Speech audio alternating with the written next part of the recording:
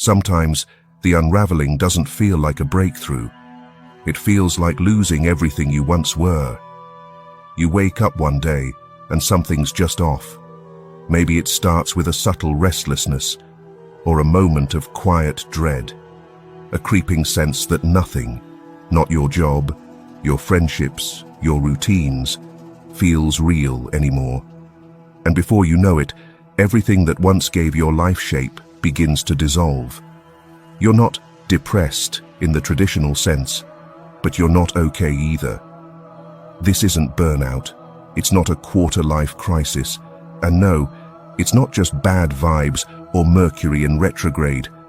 This is the beginning of what Carl Jung called the dark night of the soul. Now here's what no one really tells you. This stage is sacred, but it doesn't feel sacred. It feels like dying while still breathing. Carl Jung didn't coin the phrase. That goes way back to the 16th century mystic Saint John of the Cross. But Jung understood its psychological importance. He saw it not as an affliction, but as a necessary passage, a confrontation with the unconscious that cracks your ego wide open. And that's exactly why it hurts so much. Because your ego, your carefully constructed identity, your entire sense of self, it has to break down in order for something more authentic to emerge. And that doesn't happen gently. You may feel like you're losing your mind, but what you're really losing is the illusion. This is where the spiritual path gets gritty, not glamorous, not aesthetic, not Zen mode. It's crying in your car for no reason, feeling numb while everyone else seems fine, questioning if anything has meaning anymore. It's the sacred breakdown that precedes a deeper breakthrough. And the most disorienting part, most people won't understand. Because in a world that worships productivity, appearance and certainty, falling apart is taboo. So instead of being seen as a process of spiritual purification, it's mislabeled as failure, weakness, or a dysfunction. But what if this collapse is not a flaw, but a design? Jung believed that the soul knows what it needs, and when the structures of your life no longer serve your inner truth, the soul revolts. Until your old ways burn down, not to punish you, but to make room for something real. And if this is where you are right now, feeling lost, disconnected, out of sync with everything, you are not broken. You are just in the fire. And the fire, painful as it is forging you. In this video, we'll explore what's really happening beneath this darkness, and why your suffering has a sacred intelligence behind it. But for now, breathe. The truth is, you're not alone. In fact, you might be closer to your true self than ever before. Before we continue, if you're someone who loves expanding your mind and exploring the deeper layers of life, make sure to subscribe to Fractal Wisdom. There's so much more to uncover, and by the end of this video, you'll never look at awakening the same way again. No one warns you that awakening doesn't begin with light. It begins with silence. A silence so dense it swallows every version of who you thought you were. You're not just sad or confused. What you're going through is more like an inner earthquake. The tectonic plates of your identity, your beliefs, your ambitions, your emotional defaults are shifting, cracking, and reorganizing themselves without your permission. Carl Jung spoke of individuation, the process of becoming whole by integrating the shadow, the unconscious, the forgotten parts of the self. But here's the raw truth. Before you become whole, you will feel completely shattered. Because to meet your true self, you first have to unmeet the version of you that was built on fear, approval, survival, and fitting in. Let's pause on that. You were never taught how to face your shadow. You were taught how to be nice, how to be functional, how to meet expectations, but you weren't shown how to grieve the life you thought you were supposed to live. So when that inner collapse begins, when you no longer resonate with your career, the people in your life, your values, you start to question your sanity. But what if this isn't dysfunction? What if this is integration? Think of it like this. Your psyche has been trying to hold up a false self, a mask, for years, maybe decades. And now, it just can't anymore. It doesn't want to. And your soul, quietly but persistently, is trying to pull you home. But the journey home doesn't feel like coming home at first. It feels like exile. Old emotions rise, grief, anger, guilt, even fear that you've wasted years chasing the wrong things. And here's the strange part. These feelings might not even belong to the present moment. They're echoes, buried grief from childhood, unprocessed rage, emotional fragments that have been stored in the body, waiting for permission to be seen. And now, finally, they're surfacing. Not to torment you, but to release you. This is what people misunderstand about spiritual awakening. It's not just about light, love, and higher vibrations. It's about descent, depth, and meeting the parts of yourself that you've left in the dark. Jung put it best. One does not become enlightened by imagining figures of light, but by making the darkness conscious. This is not the end. This is the sacred composting of the old. It's the psychic digestion of everything that no longer aligns. And yes, it feels like chaos. But beneath that chaos, something intelligent is happening. You're not falling apart. You're shedding. You're not regressing. You're remembering. You're not failing. You're finally feeling. And that's not weakness. That's healing. And then, there comes a point in the dark night where the pain becomes familiar. Not better, not easier, just less surprising. You stop asking, when will this end? And start whispering, what is this really trying to show me? And that's where the paradox begins to open. The suffering, the confusion, and the spiritual exhaustion are not a punishment. It's not karma cashing in. It's not because something in you is broken. It's happening for something. That something is revelation. This is the great spiritual plot twist. Your lowest point can be your truest initiation. Now that's not a motivational quote. It's a metaphysical law. You can't embody light if you haven't made peace with your darkness.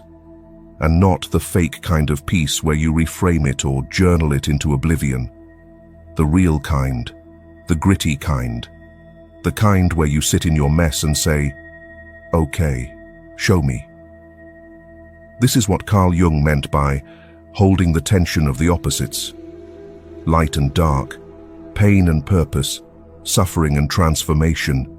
He knew what most self-help books forget to mention, that the psyche doesn't evolve by skipping discomfort. It evolves by moving through it, consciously. But here's the part that'll mess with your head. Once you begin to really feel your pain, to listen to it, it begins to change. Not because you've solved it, but because you've stopped running from it. There's a quote often attributed to Jung: neurosis is always a substitute for legitimate suffering. In other words, most of our anxiety, overthinking, even spiritual bypassing, it's a cover, a distraction from deeper, cleaner pain we're meant to feel. And when we stop resisting that pain, the healing begins. So, what is the dark night of the soul, really? It's the soul's way of detoxing falsehoods, peeling back the spiritual armor, burning off the masks. It's a breakdown engineered by a deeper intelligence inside of you, one that's saying, you're ready for something real. But first, let's remove what isn't. And as harsh as it may sound, your suffering is sacred. Not because pain is holy, but because of what it reveals. It shows you where you've betrayed yourself to be accepted, where you've numbed instead of felt, where you've stayed small to feel safe. And in the clarity of that suffering, something luminous begins to rise. Not enlightenment, not peace, but truth. Clear, brutal, beautiful truth. And the truth heals. This is why so many mystics, psychologists, and trauma therapists say the same thing in different words. The wound is the womb. The collapse is the birth canal. The shadow is the doorway to divinity. So, if you're hurting, deeply, spiritually, existentially, don't rush to fix it. Sit with it. Ask it questions. Let it speak.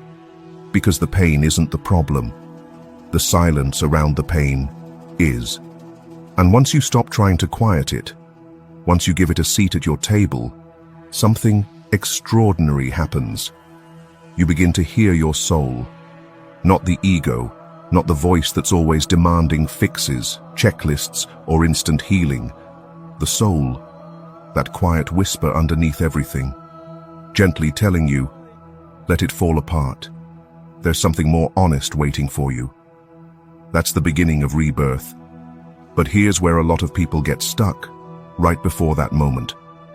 When the pain of the dark night gets too much, and it can at times feel unbearable, we reach for anything that numbs it. A few drinks to sleep at night, working too much, watching too much TV, eating too much. Even spiritual practices can become distractions if we're not careful, another way to avoid sitting with the raw ache of being human. But here's the truth, no one glamorizes. If you numb the pain, you also numb the transformation. Pain is information. It's a sacred feedback. It's your soul saying, pay attention.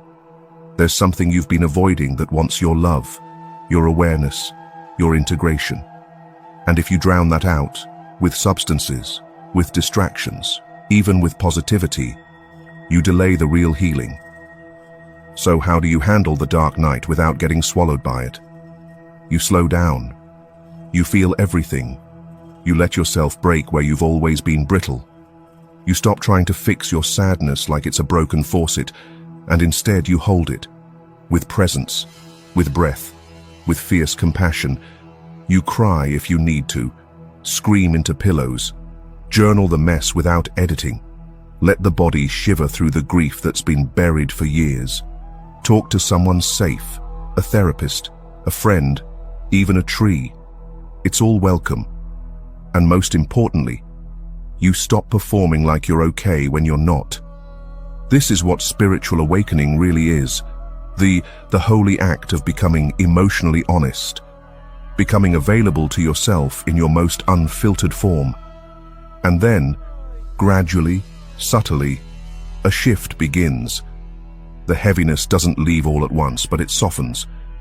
Your breath feels a little deeper. Your mornings don't feel as heavy. You laugh, really laugh, for the first time in what feels like months. That's rebirth. And it's not loud. It's not dramatic. It's gentle, unfolding, quietly revolutionary. One day you wake up and realize you no longer crave the things that distracted you. You no longer need validation from people who never saw you. You're not running from life anymore. You're in it, fully, and that's when you know you're truly awakening. Because enlightenment isn't an escape from being human. It's the full embrace of it, with your scars, your softness, your shadow, your sacredness, all included. Carl Jung believed that wholeness, not perfection, was the goal. The dark night strips you of what's false, so you can meet what's whole. And yes, it's brutal. But on the other side of that brutality is freedom. Not the fantasy kind, but the kind where you no longer betray yourself to belong, where you're able to sit with discomfort without abandoning yourself, where your joy isn't manic, but rooted, steady, quietly unshakable. You'll begin to notice the world differently. Colors feel more alive, conversations feel more honest, even silence feels like home now, because you've met yourself in the dark, and you didn't run. That's the real initiation, not avoiding the pain, but walking through it and realizing that who you really are was never the one suffering. The one observing the suffering, that's you, that's the soul, that's the light that was never broken to begin with. So if you're in the thick of it right now, if your world feels like ash and noise, know this: you're not crazy. You're being reborn. And no, it's not glamorous. It's deeply human. and that's what makes it sacred. Before you go, I'd love to hear from you. Have you ever experienced a moment in life that felt like everything was falling apart, but looking back, you realize it was actually the beginning of something deeper? Share it in the comments. Your story might be exactly what someone else needs to hear today. And if you're into content that goes beyond surface level and speaks to the soul, hit that subscribe button and turn on the bell. This channel is here for the thinkers, the feelers, and the ones waking up to something real. You made it through the dark, and from here, everything changes. Welcome back to yourself.